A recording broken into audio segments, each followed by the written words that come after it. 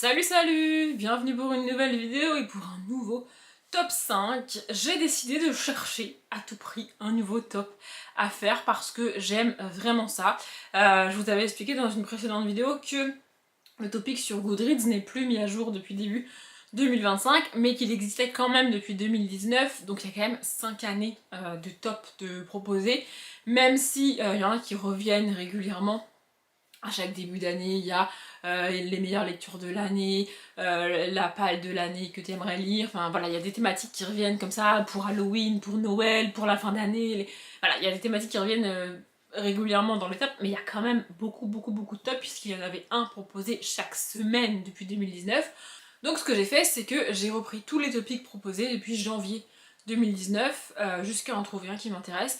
Et je crois que je me suis arrêtée en mars ou en avril, un truc comme ça. J'ai pas été hyper loin jusqu'à trouver celui-là, celui des créatures fantastiques. C'était un crossover à l'époque avec un événement organisé sur une page ou un blog, je sais plus, en tout cas c'était pas juste un top comme ça, il y avait un événement à ce moment-là en lien avec les créatures surnaturelles, et l'idée c'était de débattre de toutes les créatures surnaturelles qui existent avec d'autres gens, etc. Plus que de faire un top dans son coin, mais bon bah moi 5 ans plus tard, même 6 ans plus tard, je vais faire le top toute seule dans mon coin. Et je trouve ça très cool parce que ça va me permettre de vous montrer beaucoup de livres, certains que je vous ai montrés récemment, d'autres que je vous ai déjà montrés sur la chaîne en update au moment où je les ai lus, d'autres que je ressors régulièrement quand même j'avoue, et d'autres que je vous ai presque jamais montrés en vrai. Donc je trouvais ça cool. Le problème que j'ai, c'est que j'ai rapidement trouvé 4 créatures surnaturelles que j'aime vraiment beaucoup et dont j'avais envie de parler. Il en existe plein, hein. Tu peux faire un top 5 largement, il y en a plein que j'ai pas cités et qui sont dans mes bibliothèques, mais j'avais pas envie de les citer. Et pour trouver le numéro 5, j'étais un peu coincée. Honnêtement, j'étais un peu coincée jusqu'à ce que je me rende compte qu'il y a des livres dans lesquels il n'y a pas une créature surnaturelle mise en avant, mais où on suit un groupe de créatures surnaturelles et elles sont pas toutes de la même race, entre guillemets, du même genre. Je vais vous montrer les livres, vous allez comprendre. Du coup là je vais vous montrer les livres avec toutes les créatures surnaturelles, de celles que j'aime le moins à celles que j'aime le plus. Ceux qui me connaissent, ceux qui ont déjà vu pas mal de mes vidéos, je pense peuvent deviner quelle créature est en numéro 1, mais donc je finirai par celle-ci. Et donc en numéro 5, j'ai mis ce qui n'est pas vraiment une créature, mais enfin une créature surnaturelle, mais un rassemblement de créatures surnaturelles. Il y a pas mal de livres, et notamment jeunesse, c'est que des livres jeunesse que je vous montre, où on a des écoles dans lesquelles on va suivre des créatures surnaturelles, et ça, j'adore. Ça me fait penser que j'ai un autre livre avec une école comme ça, je vais aller le chercher et je vais commencer par celui-là du coup. Le livre en question, c'est Le Collège Maléfique, ici le tome 1, donc le marche-rêve de Cassandra O'Donnell, et c'est de ça que je vous parlais, ces écoles pour créatures surnaturelles dans lesquelles on va suivre plusieurs créatures surnaturelles, que ce soit des sirènes, ici il me semble qu'il y a un yeti, il y a évidemment les traditionnels, vampires, sorcières, etc. Et il y a aussi plein de créatures qu'on voit jamais, parce que les plus connues prennent le pas en fait. Et là, on va rencontrer une jeune fille qui s'appelle Emma, qui a un pouvoir spécial depuis toujours. Elle avait réussi à le cacher, mais au début du tome 1, bien évidemment, la police des pouvoirs surnaturels débarque chez elle et lui dit « Excusez-nous mademoiselle, vous avez des pouvoirs, vous devez aller au collège maléfique ». Et donc elle va là-bas, où elle va rencontrer plein d'autres créatures surnaturelles. Il y en a une qui a 2 têtes, il me semble. Il y en a une qui entend tout le temps. Enfin voilà, il y a plein de pouvoirs comme ça et plein de créatures comme ça. Et j'adore ce genre d'ambiance, d'école. On n'a pas ça en adulte parce qu'évidemment, il est rare d'avoir une école d'adultes, tu vois. Donc ça existe que en jeunesse, en tout cas de ce que je connais. Mais voilà, que ce soit des écoles, des collèges, des académies, j'adore ça, et donc j'en avais sorti 4 avant de me rappeler du collège maléfique. Donc j'avais sorti l'Académie des méchants de Ryan Amon. Donc là on a un loup-garou, on a un lion, on a une sorcière, on a un fantôme il me semble, enfin bon, on a vraiment plein de créatures comme ça, et qui sont à l'école ensemble. Donc il y a ce côté ici particulièrement compétition, un peu chacun pour soi, faut être le plus méchant possible, mais en même temps, s'il n'y a pas une forme d'entraide, tout seul, tu n'y arrives pas. C'est un peu cet adage de... c'est quoi l'adage déjà? Tout seul tu vas plus vite, mais à plusieurs tu vas plus loin. il me semble que c'est ça, bah, c'est un peu ça le principe dans cette académie là aussi, et vraiment on suit plein de créatures. Le tome 2, je l'avais sorti là-bas aussi, mais du coup je préfère vous montrer le tome 1, c'est plus simple, c'est le même principe, là on suit des créatures, voilà, il y a un fantôme, voilà, enfin, j'adore ce principe d'académie aussi. Le suivant est un peu différent, c'est pas, enfin les deux suivants d'ailleurs, c'est pas vraiment une école qu'on suit, mais ça reste plein de créatures surnaturelles dans un même univers. Donc le suivant c'est Société protectrice des monstres, le tome 1, Loup-garou contre dragon 2, M. Morgan, D. Sinben et I. MacDonald. Ici on suit donc ce jeune homme qui s'appelle Wolf, il me semble. Ulf, voilà c'est ça, qui est un loup-garou et qui a été recueilli par le vétérinaire, enfin la médecin vétérinaire d'ailleurs qui tient la société protectrice des monstres, et en fait, donc lui il grandit là-bas, et cette société c'est plutôt un cabinet vétérinaire du coup, une école, mais en gros il y a un immense parc avec je sais pas combien d'hectares autour, et la vétérinaire recueille des animaux fantastiques blessés pour les soigner, les aider, et quand elle peut elle les libère, elle les remet dans leur élément naturel. Et donc voilà, et donc ici loup-garou contre dragon, enfin voilà, il y a plein de créatures surnaturelles, et ce que j'aime particulièrement, comme je disais dans tous ces livres là, c'est que on va avoir le pack de base des créatures surnaturelles, donc les loups-garous, les fantômes, les vampires, les sorcières, la base à peu près, et on va avoir parfois un griffon, parfois une sirène, parfois des créatures totalement inventées par les auteurs et les autrices, et ça j'adore vraiment, je trouve ça trop cool. Il m'en reste 2 à vous montrer pour cette place numéro 5, donc du top, je rappelle. Donc c'est Ténébria, le tome 1, le manoir Darkshire de Fabrice Collin et Gérald Gerlet. Voilà, j'ai lu le 3e et dernier tome au mois de février, donc je vous en ai parlé il y a pas longtemps, et ici dans cette saga on suit une vampire, un fantôme, un squelette, un démon et un arbre qui parle. Ils sont dans un manoir les enfants parce que les parents sont partis en voyage et les ont laissés là, et donc voilà, ils vont à l'école, on les suit pas réellement dans leur quotidien à l'école, on suit leur quotidien au manoir, cette entraide entre eux de nouveau, et cette communauté qu'ils forment, que les enfants. Enfin, vraiment, je trouve ça trop cool. Et le dernier, évidemment, c'est le manoir Croquignol de Monsieur Tan et Camille Roy. Donc le tome 1, coup de foudre à l'école. Et ici, c'est le fameux principe de... et c'est pareil dans l'Académie des méchants. Donc on a plein de créatures surnaturelles. Donc là, sur la couverture, on voit une sirène et un loup-garou, mais il y a absolument plein de créatures surnaturelles, et donc ils vont à l'école au manoir Croquignol, et c'est le principe de plus ils sont méchants, mieux c'est. Donc sécher les cours, arriver en retard, répondre aux profs, c'est le must qu'ils peuvent faire, tu vois, ils ont des points bonus quand ils font ça. J'adore ce genre d'univers inversé aussi, et avec toutes ces créatures là, moi je suis fan, vraiment je suis fan de ce genre d'école et ce genre de bouquins. Si vous en connaissez d'autres, alors j'ai peut-être pas sorti tout ce qu'il y avait dans ma bibliothèque, hein. J'ai sorti celle auquel j'ai pensé, celle que j'ai vue en regardant rapidement mes bibliothèques, et celle que je préfère évidemment. Il y en a probablement d'autres dans mes bibliothèques, hein, parce qu'à un moment donné je peux pas tout vous montrer dans une seule et même vidéo. Il y en a encore beaucoup qui sont devant moi à vous montrer, mais si vous avez des recommandations comme ça d'univers et de livres, de sagas avec des écoles, des académies ou des groupes de créatures qui sont pas de la même race comme je disais, franchement je prends parce que j'adore ça. Et après ça, il a donc fallu que je classe les 4 autres créatures surnaturelles dont je voulais parler. Et en numéro 4, j'ai mis les vampires. J'aime beaucoup les vampires et je lisais beaucoup de Bitlit à un moment donné, mais en vrai, quand je regarde mes bibliothèques, j'ai pas lu tant de Bitlit que ça. C'est juste que j'ai lu des sagas de Bitlit, assez longues, donc ça m'a pris du temps. Mais en soi, j'ai pas 15 livres de vampires à vous montrer, j'en ai sorti 4 de nouveau. Le premier c'est un young adult, donc c'est Vampire Academy de Richelle Mead. Ça a été adapté en film, je sais même plus si j'ai vu le film ou pas, mais j'avais adoré cet angle sur les vampires où en fait on a une école de vampires. Ouais, j'ai un problème avec les écoles apparemment, écoutez, bref. Une école de vampires, et en fait il y a d'un côté les vampires qui étudient, et de l'autre côté les futurs gardes du corps des vampires qui étudient et qui en plus ont des cours de combat, de self-défense, etc. pour devenir les gardes du corps des vampires. Et nous on va suivre Lisa, il me semble que c'est ça, je me rappelle encore, Lisa et Rose. Donc Lisa c'est la vampire héritière d'une des plus grandes familles vampires qui existent, et Rose, sa garde du corps.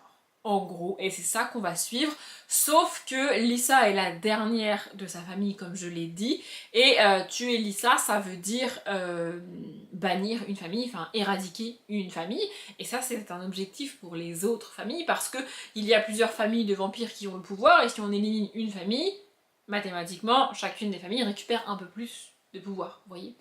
Donc il y en a qui vont s'en prendre à elle. J'ai bien aimé, et c'est rare qu'on ait des sagas comme ça avec des vampires femmes, vraiment. Dans ce que je vais vous montrer par la suite, ce sont des vampires hommes, notamment en adulte, mais là, j'avais trouvé ça très cool.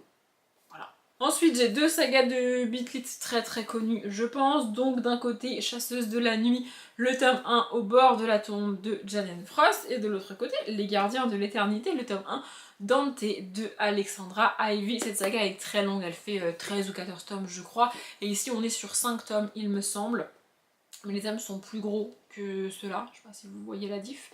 Bref, ici on va suivre Kat qui a un statut particulier parmi les vampires, mais qui a été élevée dans la haine des vampires, elle chasse les vampires. C'est une chasseuse de la nuit, à un moment donné, elle chasse les vampires. Sauf qu'au début du tome 1, elle essaye de chasser le mauvais vampire, donc entendez par chasser le côté le poursuivre, le traquer, jusqu'à le tuer, évidemment. Et donc elle essaye de tuer un vampire, sauf que elle se heurte littéralement à un mur, elle va pas réussir, et lui va être un peu perturbé par ce qu'il sent avec ses pouvoirs de vampire, qu'elle n'est pas juste une humaine, qu'elle n'est pas juste une chasseuse comme les autres. Et donc il va se défendre et l'empêcher de le tuer, mais pas la tuer elle. C'est ça qu'on suit. Bones, Kat et Bones, si vous connaissez. Vraiment, j'adore, j'ai adoré cette saga. Et vous voyez ici, on est dans une saga adulte, c'est l'homme, le vampire, et pas la femme. Et ici, c'est pareil. Ici, dans chacun des tomes de Alexandra Ivy, on a un vampire homme et une femme, un petit peu en mode femme qui a besoin d'être sauvée, princesse esselée qui attend que son prince charmant débarque et la sauve. C'est un peu le pitch de départ de chaque Alexandra Ivy, et dans chaque Alexandra Ivy, la princesse en question, quand elle voit débarquer le fameux prince, comprenez le vampire, qui veut l'aider en fait, tu sais, elle est en mode Coco, je t'ai rien demandé en fait, je me débrouille très bien toute seule, peut-être que j'ai l'impression, peut-être que t'as l'impression que j'ai besoin d'aide, mais non en fait. Merci, au revoir. J'adore, vraiment j'adore Alexandra Ivy pour ça. Et le vampire se retrouve un peu con parce que dans l'univers créé par Alexandra Ivy, quand un vampire tombe amoureux, c'est viscéral, ses pouvoirs et tout ce qui fait sa condition de vampire ne peut pas fonctionner correctement tant qu'il n'est pas avec la personne qu'il aime. Et du coup, si la personne dont il vient de tomber amoureux est en danger et séquestrée et qui peut pas l'aider parce qu'elle lui dit non, et il est dans la mer, le vampire. Et j'adore voir les vampires comme ça. Je le dis et je le répète à chaque fois. Je vous montre ce livre-là parce que c'est le tome 1, mais mon préféré de toute la saga, c'est Viper, le tome 2. J'adore Viper avec ses longs cheveux. Oh mon dieu, bref, j'adore. Vraiment, j'adore toute cette saga. Ici, on est aussi sur le cliché de la jeune humaine esselée, en détresse, etc. Et les vampires super puissants qui a des centaines d'années, machin bidule.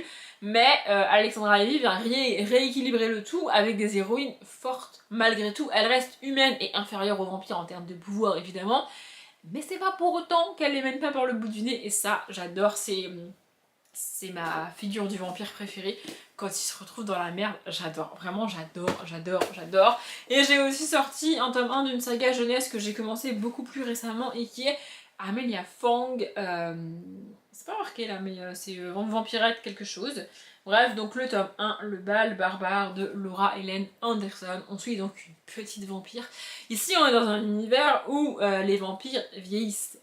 Amelia Fong est née vampire, ses parents sont vampires et elle est née vampire, ce qui n'est pas le cas dans la grande majorité des autres univers où on a des vampires. Mais donc là, elle est née vampire et elle va vieillir vampire.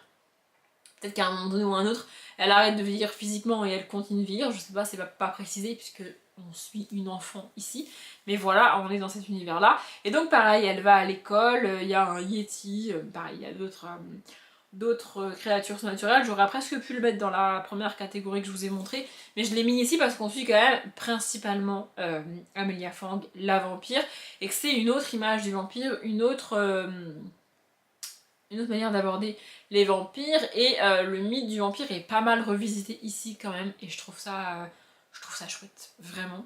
cette vidéo va durer des plombes. J'essaye de vous dire ce que j'ai envie de dire sur chaque livre sans prendre trop de temps, mais c'est un peu compliqué, je vous avoue. Bref, je passe à la créature surnaturelle que j'ai mis en numéro 3. Et si la place de numéro 1 était indétrônable et même pas questionnable pour moi, entre les 2 et 3, j'ai longuement hésité, vraiment. Et finalement, en numéro 3, j'ai mis les fantômes. J'adore les fantômes. J'ai 5 livres cette fois-ci parce que je les aime tous et que j'ai pas réussi à me décider. J'adore les fantômes et abordés d'à peu près n'importe quelle manière. Je suis fan de Halloween et je pense que le fantôme, c'est la créature surnaturelle que j'aime le plus voir dans les films d'Halloween. Le vampire, j'aime pas trop ça dans les films de Halloween, vous voyez. Les autres, il y en a un, celui qui est en numéro 1, il fait pas très peur de manière générale dans ce que moi je lis, mais bref, le fantôme, vraiment, c'est pour moi la représentation de Halloween. Le premier, je l'ai mis là parce que j'avais quand même envie de le citer. On n'est pas réellement sur des fantômes, mais on parle de cimetière et de mort quand même. Donc c'est Les Mystères de Harper Connelly, le tome 1, Murmure d'outre-tombe de Charlène Harris. Charlène Harris, je pense que vous la connaissez au moins de nom. C'est l'autrice de La Communauté du Sud qui a été adaptée en série, donc True Blood à l'époque évidemment. Voilà, le livre ressemble à ça, et donc ça c'est une autre saga en 4 tomes que j'ai absolument adoré. En gros, on y suit Harper Connelly qui a pris la foudre quand elle était adolescente, et depuis, quand elle se met dans un endroit où il y a quelqu'un d'enterré, elle est capable... en fait, si elle passe dans une rue et qu'il y a quelqu'un d'enterré en dessous, elle va le sentir, elle va être capable de dire ah bah, telle personne est enterrée là depuis tant de temps, et de donner plein d'informations sur cette mort et sur ce corps en fait. Donc elle est contactée régulièrement par pas mal de gens pour qui des personnes ont disparu, et donc elle doit chercher. Malheureusement, les corps, ça reste compliqué de la contacter, hein, parce que la contacter, c'est admettre que quelque part, la personne que tu recherches est morte. Vous voyez, parce que si elle la retrouve, c'est qu'elle est morte. C'est un peu trash quand même. Et le problème qu'elle a, c'est que il faut lui donner un périmètre assez précis. Hein. Genre, tu peux pas lui dire elle a disparu au Texas, démerde-toi. Elle va pas faire le Texas en long, en large et en travers, mis centimètre carré par centimètre carré jusqu'à trouver le corps. Vous voyez, c'est pas que ça à faire. Elle évite aussi les cimetières, parce que comme vous vous en doutez, dans les cimetières, c'est un peu compliqué pour elle. Mais j'adore, vraiment, j'adore ce genre de pouvoir lié au cimetière, à la mort. Et elle communique pas réellement avec les fantômes, mais directement avec les cadavres. J'avais hésité à faire une catégorie nécromancie du coup, mais j'ai pas trouvé réellement d'autres livres de nécromancie pure dans ma bibliothèque, donc j'en parle quand même ici. Et ensuite, réellement, en termes de fantômes, on a hanté le tome 1, Les Ombres de la Ville de Maureen Johnson. J'ai absolument adoré ces 2 tomes. Le problème, c'est que de base, c'est une trilogie et qu'on n'a jamais eu le dernier tome de traduit en français. En gros, on va suivre une jeune fille à Londres. Je vais vous lire ce qui a marqué derrière pour 2 raisons. Premièrement, j'ai lu ce livre il y a très longtemps et j'ai peur de dire des bêtises, et deuxièmement j'ai peur de trop en dire par rapport à ce qui se passe dans ce tome 1, donc je vais vous lire directement le résumé et vous allez vite comprendre de quoi ça s'agit. C'est écrit: à Londres, un assassin hante les rues, réveillant la légende de Jack l'Éventreur. Malgré l'omniprésence des caméras, le tueur est indétectable sur les écrans. Aurora, arrivée depuis peu sur son campus, se rend compte qu'elle est la seule capable d'apercevoir son ombre. Accompagnée d'un mystérieux jeune homme, elle plonge au plus profond des brumes de la cité pour arrêter le meurtrier avant qu'il ne récidive. Un meurtrier que personne ne voit. Avec le titre et la catégorie, je pense que vous voyez où on veut en venir. Et le lien avec Jack l'Éventreur était vraiment très cool. Je suis dégoûtée de jamais avoir eu le tome 3, mais écoutez, c'est la vie. Le suivant, je vais passer assez rapidement dessus, je ne pouvais pas ne pas le nommer, mais je vous bassine avec cette saga depuis 2024, donc je vais pas en rajouter une couche. C'est 43 rue du Vieux Cimetière, le tome 1, Trépassez votre chemin, de Kate et M. Sarah Clise, avec cette maison dans laquelle va emménager pour l'été un auteur de livres jeunesse, et il va découvrir que, en plus du petit garçon qui est toujours sur place, il y a d'autres habitants dans la maison. Voilà, 43 rue du Vieux Cimetière, Trépassez votre chemin, j'adore, vraiment et c'est une saga épistolaire quand même, je le répète une ultime fois, hein, voilà. Le suivant, ça fait longtemps que j'en ai pas parlé et je suis très contente de pouvoir le citer ici, j'adore ça. C'est 109 rue des Soupirs, le tome 1, Fantôme à domicile de Monsieur Tan et Yomi Dumont.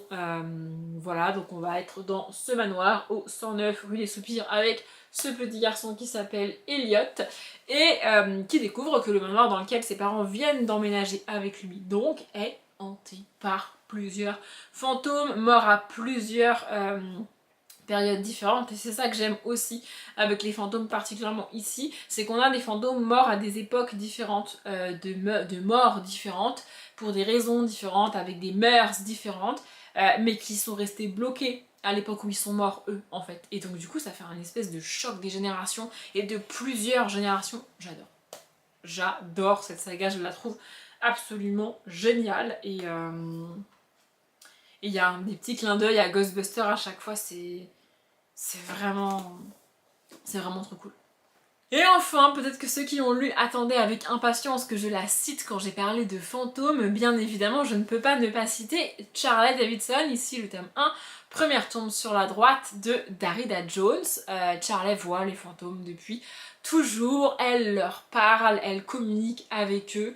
Elle a été extrêmement moquée quand elle était au lycée notamment parce qu'en fait elle parlait toute seule pour les autres.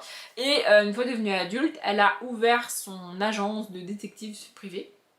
Et donc les familles viennent la voir pour qu'elle aide la police, qu'elle assiste la police plutôt que qu'elle enquête par elle-même sur des morts principalement, parce que du coup quand elle se rend sur les lieux, quand c'est des morts violentes et assez percutantes on va dire, l'âme soit n'a pas le temps de passer de l'autre côté, soit choisit de rester parce qu'elle a quelque chose à régler dans le monde des vivants avant de partir, ou alors dans de rares cas parce qu'elle veut que son meurtrier soit arrêté, donc elle reste jusqu'à ce que ce soit le cas. Et donc cette âme, ce fantôme, Charlie le voit et peut discuter avec lui et lui demander en gros qui l'a tué, comment, pourquoi, qu'est-ce qui s'est passé. J'adore, vraiment j'adore Charlie. C'est la première série de Beat que j'ai lue et on n'est pas sur une saga de Beat avec des vampires, vous voyez, on est justement avec des fantômes.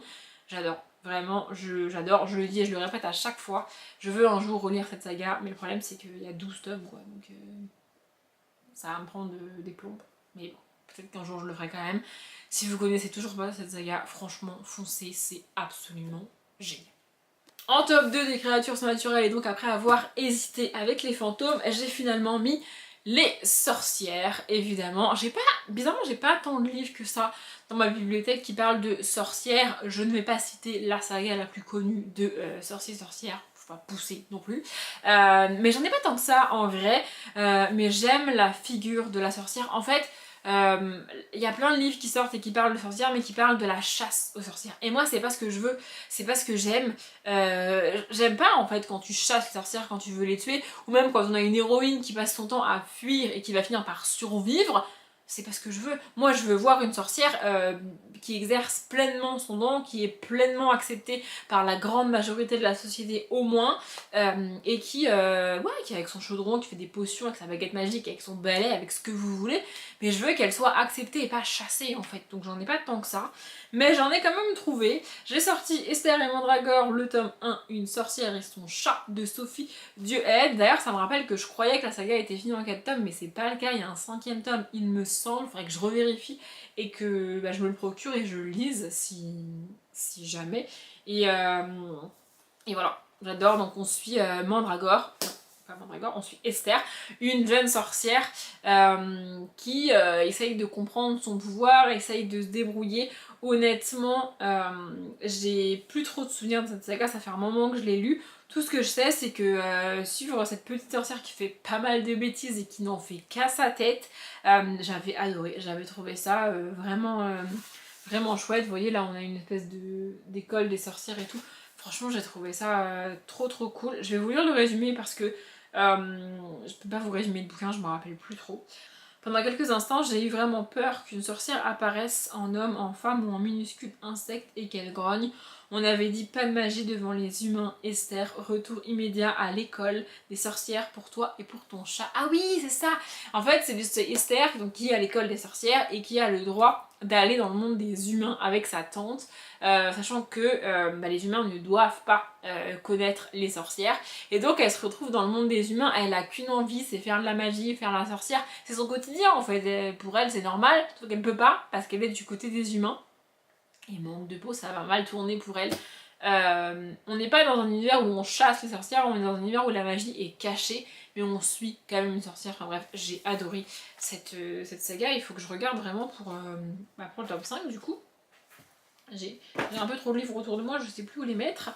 Le suivant, c'est Le Temps des Magiciens de Cressida Cowell, le tome 1, Le Magicien, la Guerrière et la Petite Cuillère. Ici, on n'est pas vraiment sur des sorcières, on est plutôt sur des magiciens. Mais pour moi, ça se vaut. On a donc une guerrière et un sorcier, vraiment magicien, mais c'est fait de la magie en fait, c'est sorcier.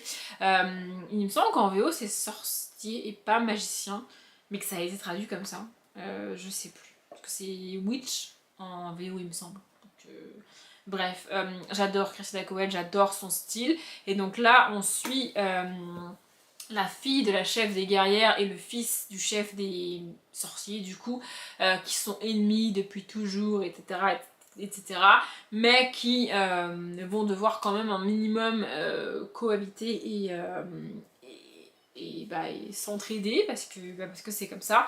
Pareil, c'est un livre que j'ai lu il y a longtemps, donc je vais vous lire le résumé derrière. Autrefois, il y avait la magie, et la magie vivait dans les forêts obscures, et puis les guerriers ont débarqué. Notre histoire a deux héros, un magicien et une guerrière. Le magicien, Xar, n'a pas de magie, et il ferait tout pour en avoir. La guerrière, Souhait, possède un objet magique, et elle ferait tout pour le garder. Xar et Souhait ont toutes les raisons de se détester, pourtant ils vont devoir oublier leur différence pour affronter une créature endormie depuis la nuit des temps, qui est en train de s'éveiller. Donc une créature magique de nouveau. Vraiment j'ai adoré cette saga et je voulais la citer ici parce que c'est des livres que je vois jamais sur les vidéos et c'est une autrice que j'adore et bref, je vous recommande cette saga, vraiment, vraiment. Ensuite, un livre que j'ai lu beaucoup plus récemment, évidemment, c'est Crimes surnaturels, le tome 1, Chaudron de bruyère de Pauline Cidre. Ici, on suit des sortilèges qui sont les descendants des sorciers qu'on a pu connaître avant. On a une enquête policière sur des morts très très très étranges et très bizarres qui ont lieu dans une petite bourgade française. Et on va suivre deux humains qui ont une affiliation avec les sorciers et la magie et un sortilège qui est un petit peu délaissé par sa communauté et qui donc a choisi d'aider les humains, même si c'est mal vu. Et donc il est question de pouvoir, il est question de magie, il est question de chaudron, il est question de sorcières. Vraiment j'ai adoré ce livre, j'ai qu'une hâte d'avoir la suite, mais on l'a toujours pas, d'après mes dernières informations. Et ouais, franchement j'ai adoré. Ici on est des sorciers adultes, c'est trop cool, vraiment. Et enfin, bien évidemment, je ne pouvais pas parler des sorcières sans parler de la sorcière de guerre par excellence. J'ai nommé Rebecca Keane, ici le tome 1 traqué de Cassandra O'Donnell. Je suis toujours pas à jour dans la saga parce que j'attends que le tome 8 sorte pour lire le tome 7. Ici, on est dans une saga où il y a des vampires, c'est vrai. Il y a aussi des loups, des loups-garous. Mais on suit principalement Rebecca Keane qui est sorcière de guerre et même héritière de son clan de sorcières. C'est-à-dire qu'elle aurait dû devenir la chef de son clan de sorcières, mais elle a préféré fuir parce qu'elle a fait quelque chose qu'elle ne devait pas faire et qui est passable en gros de la peine de mort. Donc elle s'est barrée, fit ça. Elle s'est réfugiée aux États-Unis, elle est française de base, elle s'est réfugiée aux États-Unis et elle s'est planquée dans une petite ville de Nouvelle-Angleterre, voilà. Elle pensait être tranquille, mener sa petite vie, même si elle est quand même extrêmement puissante en tant que sorcière de guerre. Enfin, il existe différents types de sorcières dans cet univers-là, et les sorcières de guerre, c'est le top du top du top du top en termes de puissance magie, si vous voulez, voilà. Donc elle voulait se planquer tranquillement, sauf que par un espèce d'imbroglio au début de ce tome 1, elle va se retrouver à être un peu le shérif des créatures surnaturelles du coin. C'est elle qui est chargée d'un petit peu régler les problèmes quand c'est entre les espèces. Quand il y a des problèmes au sein des loups-garous, c'est le chef des loups-garous qui gère. Quand il y a un problème entre les vampires et les loups-garous, c'est elle qui gère. Pour le côté discrétion, on repassera. Mais j'adore. Et alors, l'univers est vraiment dingue. Et plus je vois les livres, et là, le fait de l'avoir en main, plus je me dis que peut-être que je vais relire toute la saga avant de relire les tomes 7 et 8. Avant de lire, pardon, les tomes 7 et 8. Peut-être que c'est cette saga-là que je relirai l'année prochaine. Je sais pas. J'ai pas encore décidé pour 2026. J'avais ma petite idée, mais je sais pas trop.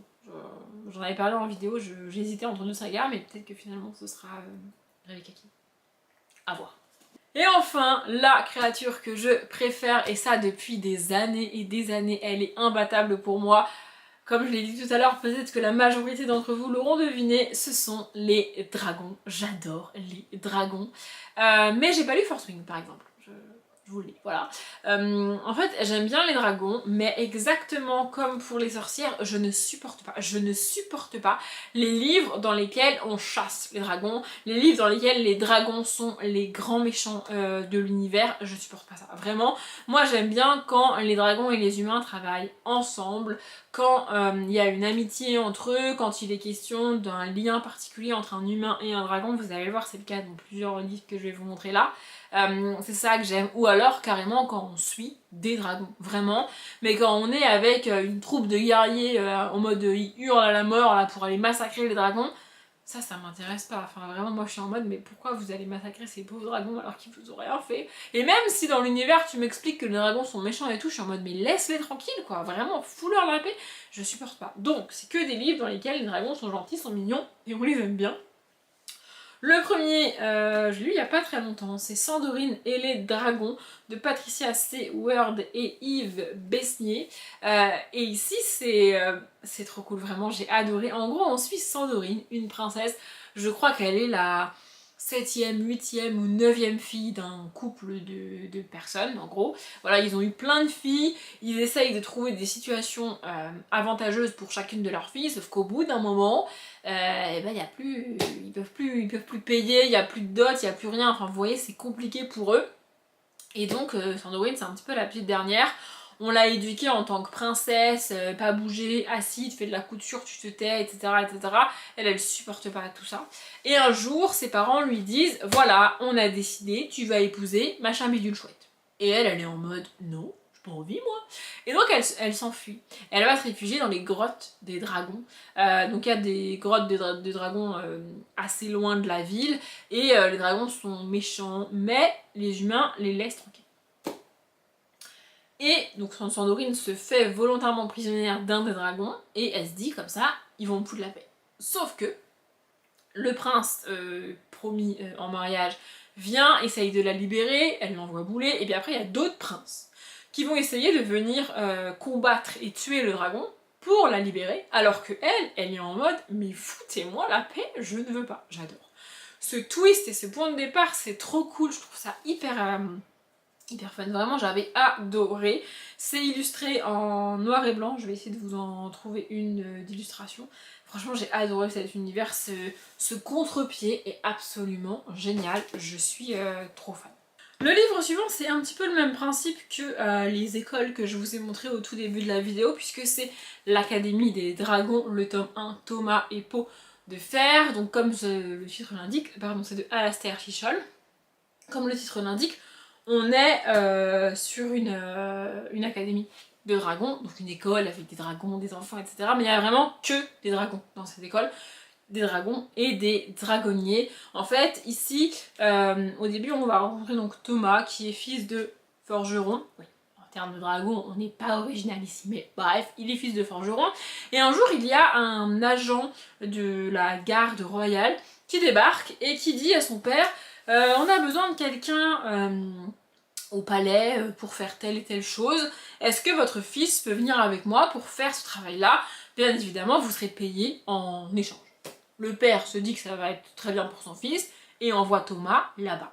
Thomas suit le garde au palais et une fois arrivé au palais, on lui dit qu'en fait il va pas du tout travailler là. Si on l'a fait venir, c'est parce que on a bien compris qu'il avait une connexion et des pouvoirs avec un dragon, et qu'il va pouvoir intégrer l'Académie des Dragons et alimenter ce lien, cette connexion de dragonnier avec son dragon, etc. Franchement, j'adore. J'adore, j'adore. Il y a 5 tomes en tout qui sont sortis, il me semble, et que j'ai lu. Je suis trop fan de cette saga, vraiment j'adore. Je vérifie, mais c'est pas illustré. On a juste un œil de dragon à chaque en-tête de chapitre. Comme ça, vraiment j'adore cette saga, je la trouve absolument géniale. Et bah on est avec des dragonniers, des humains amis avec les dragons, c'est trop cool. On a ensuite une autre saga de Cressida Cowell, donc Harold et les dragons. Le tome 1, comment dresser votre dragon. Peut-être que vous connaissez cette histoire puisqu'elle a été adaptée dans le Pixar Dragon, il me semble que c'est un Pixar. Voilà, avec Harold et donc Croque-Mou, son dragon. C'est assez différent dans la saga ici. Moi je vous conseille vraiment de lire les livres. Que vous ayez aimé ou pas Dragon, parce que si vous avez aimé le dessin animé, c'est assez proche l'histoire ici pour que vous aimiez aussi, et si vous n'avez pas aimé, il y a quand même des différences, donc peut-être que vous allez aimer ici l'histoire. En gros, on suit Harold qui est le fils du chef des Vikings, mais qui n'a pas du tout le physique des Vikings et qui n'a pas du tout cette férocité qu'il faut avoir quand tu es Viking, et encore plus quand tu es destiné à être chef. Lui, il est tout frêle, tout petit, très intelligent, trop intelligent, et il parle avec les dragons. On est dans un univers où les dragons sont l'ennemi des humains, mais Harold, notre héros donc, est l'ami des dragons, et ça, c'est trop cool. J'adore vraiment l'île de Burke, les dragons et tout, j'adore. Je suis pas à jour dans cette saga parce que je galère à trouver les derniers livres en français. Ils ont été édités, il me semble, jusqu'au bout en français, mais ils sont très difficiles à trouver aujourd'hui. Je sais pas pourquoi Cressida Cowell est autant boudée par les maisons d'édition, par les gens en France, j'en sais rien, mais c'est super quoi, il faut lire et éditer les Cressida Cowell parce que moi j'adore en fait. Et enfin, bien évidemment, il me reste un livre à vous montrer qui parle de dragons, et peut-être que vous avez deviné lequel c'est. Je vous ai bassiné avec cette saga, je vous bassine avec le nom de cette saga depuis des années. Maintenant, c'est la saga L'Héritage, le tome 1, Eragon, de Christopher Paolini.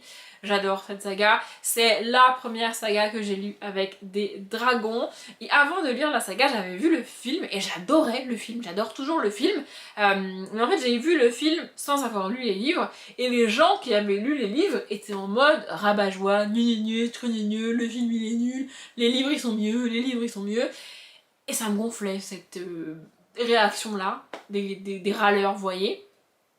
Bon, il se trouve qu'après avoir lu les livres, effectivement, le film est pas ouf. Mais le film est bien. Le film est bien, mais très différent des livres, et le film est mal adapté. C'est pas la même histoire, en vrai. Mais bref, j'adore Eragon. Ici, on va suivre donc le jeune Eragon, qui n'est pas vraiment fils de forgeron. Il est fils adoptif de forgeron, puisqu'il a perdu ses parents quand il était jeune. Et au début de ce livre, il va trouver une pierre. Une pierre bizarre, à la forme très particulière et très régulière pour une pierre.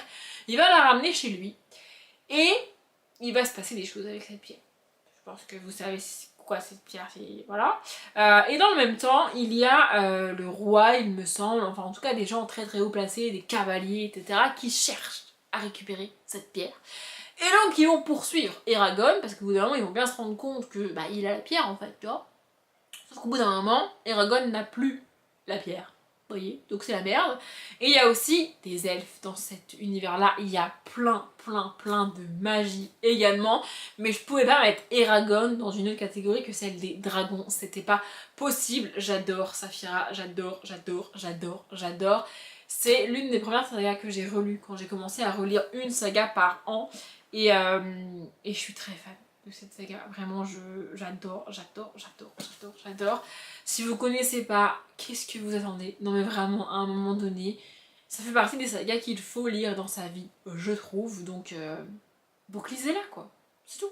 Je vous ai montré tous les livres que je voulais vous montrer, j'ai pas compté mais il doit y en avoir entre 20 et 25, parce qu'il y en a à peu près 4 ou 5 par catégorie. Donc voilà, une bonne vingtaine de livres que je vous ai montré dans cette vidéo. C'était peut-être un petit peu trop, mais j'avais quand même envie de tout vous montrer. Je trouve ça cool. J'ai bien aimé faire ce top 5 et je trouve ça chouette. C'est aussi pour ça que je voulais continuer les top 5. Peut-être que j'en trouverai d'autres et que je pourrais en faire d'autres.